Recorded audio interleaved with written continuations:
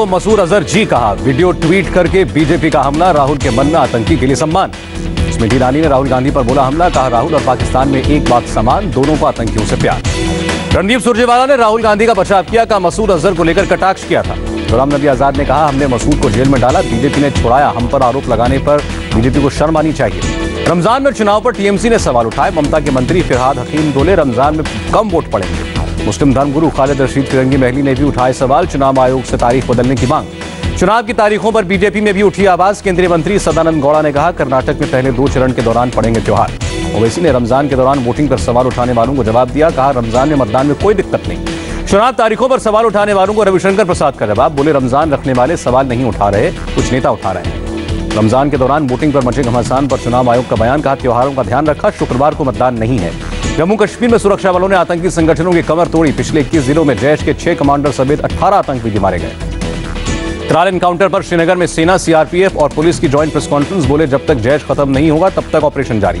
त्राल में जैश कमांडर मुदस्सिर अहमद समेत 3 आतंकी ढेर, मुदस्सिर ने ही मुहैया कराई थी पुलवामा हमले में कार और विस्फोटक। जम्मू कश्मीर के पुंछ में संदिग्ध गिरफ्तार, ग्रेनेड समेत भारी मात्रा में विस्फोटक बरामद। फारूक अब्दुल्ला ने एयर स्ट्राइक पर सवाल उठाया, कहा चुनाव के लिए स्ट्राइक हुई, पाकिस्तान को कोई नुकसान नहीं हुआ। समझौता ब्लास्ट केस में फैसला टला, पंचकुला की स्पेशल एनआईए कोर्ट ने फैसला सुरक्षित रखा, 14 मार्च को अगली सुनवाई। टेरर फंडिंग मामले में मीरबाइज उमर फारूक एनआईए के सामने आज नहीं हुए पेश, सैयद अली शाह गिलानी के बेटे की कल पेशी। लोकसभा चुनाव में कांग्रेस ने फिर उठाया नोटबंदी का मुद्दा, कहा मोदी सरकार में नोटबंदी सबसे बड़ा घोटाला। कांग्रेस नेता जयराम रमेश ने कहा रिजर्व बैंक ने नहीं की थी नोटबंदी की सिफारिश, आरटीआई का हवाला दिया। अरुण जेटली ने ट्वीट करके दिया बयान, कहा एनडीए में नेतृत्व का कोई मुद्दा नहीं है, मोदी की लीडरशिप को पूरे देश ने माना।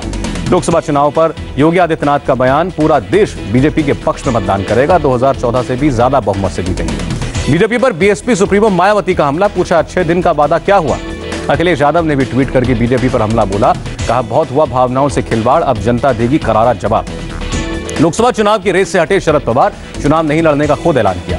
शिवराज सिंह चौहान ने कमलनाथ सरकार पर साधा निशाना, कहा आचार संहिता से बचने के लिए कंप्यूटर बाबा को बैक डेट में दी नियुक्ति।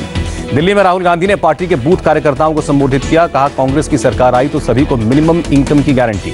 दिग्विजय सिंह ने प्रधानमंत्री मोदी पर पलटवार किया, कहा महागठबंधन से ज्यादा पार्टियां एनडीए में शामिल हैं। योगी आदित्यनाथ ने बीजेपी के समर्पण कोष में सैलरी अकाउंट से दान किए 2,51,000 रुपए, मंत्रियों और विधायकों को भी 1 महीने की सैलरी देने का निर्देश। गुजरात में कांग्रेस को एक और झटका, जामनगर ग्रामीण से विधायक वल्लभ धाराविया बीजेपी में शामिल। महाराष्ट्र में एमएनएस को बड़ा झटका, एमएनएस के एकमात्र विधायक शरद सोनवाने शिवसेना में गए। तेलुगु एक्टर अली वायसार कांग्रेस में शामिल, जगन मोहन रेड्डी की मौजूदगी में ली पार्टी की सदस्यता। भारत बांग्लादेश की कई अहम परियोजनाओं का उद्घाटन, प्रधानमंत्री मोदी ने कहा पुलवामा हमले के बाद बांग्लादेश ने दिया था भारत का साथ। आर्थिक रूप से पिछड़ों को 10% आरक्षण का मामला संविधान पीठ को भेजा जा सकता है, सुप्रीम कोर्ट ने संकेत दिए। 3 तलाक के खिलाफ अध्यादेश को चुनौती देने वाली याचिका सुप्रीम कोर्ट में खारिज, वकील दीपक कंसल ने दायर की थी याचिका। एजेएल ने दिल्ली हाईकोर्ट के फैसले को सुप्रीम कोर्ट में चुनौती दी, हाईकोर्ट ने हेरल्ड हाउस खाली कराने का दिया था फैसला। एनफोर्समेंट डायरेक्टरेट ने नीरव मोदी के खिलाफ दायर की नई chargesheet, PNB money laundering case में कसा शिकंजा। ऑगस्टा घोटाले के आरोपी मिशेल पर बड़ी कार्रवाई, ईडी ने फ्रांस में मिशेल की पूर्व पत्नी की 6 करोड़ की संपत्ति जब्त की। ऑगस्टा केस में पटियाला हाउस कोर्ट ने तिहाड़ जेल प्रशासन को जारी किया नोटिस, ईडी की मिशेल से फिर से पूछताछ की अर्जी पर मांगा जवाब। आचार संहिता लागू होते ही एक्शन में प्रशासन, भोपाल में होर्डिंग और बैनर हटाए, प्रयागराज और मुरादाबाद में भी कार्रवाई। कई दिग्गज हस्तियों को पद्म पुरस्कार, हुकुमदेव नारायण सिंह, बजरंग पूनिया, प्रभुदेवा समेत 50 से ज्यादा लोगों को राष्ट्रपति ने सम्मानित किया। दिल्ली में संयुक्त राष्ट्र के दफ्तर तक तिब्बती लोगों का मार्च, तिब्बती आंदोलन के 60 साल पूरा होने पर प्रदर्शन। दिल्ली के जनकपुरी में सीसीटीवी में कैद हुआ दिल दहलाने वाला मामला, 2 बदमाशों ने महिला से लूटपाट के बाद बाइक से घसीटा। कानपुर में होली से पहले मिलावटी पापड़ की सप्लाई का भांडाफोड़, एफडीए ने फैक्ट्री सील की। मेरठ में मूर्ति के कारखाने में लगी आग, शॉर्ट सर्किट से हादसे की आशंका। उत्तराखंड के हल्द्वानी में घने जंगल से प्राचीन काल की मूर्तियां मिली, पुरातत्व विभाग जांच में जुटा। जर्मनी में तूफान का कहर, चलती कार पर गिरी मकान की छत, बाल बाल बचे कार सवार। इथियोपियन एयरलाइंस से क्रैश हुए विमान का ब्लैक बॉक्स मिला, कल हादसे में 157 लोगों की मौत हुई थी। सीरिया में आईएसआईएस के आखिरी गढ़ पर सीना का प्रहार, नदी के किनारे मिसाइलें दागी गई। सेंसेक्स की 6 महीने की सबसे लंबी छलांग 382 अंकों की बढ़त के साथ बंद हुआ।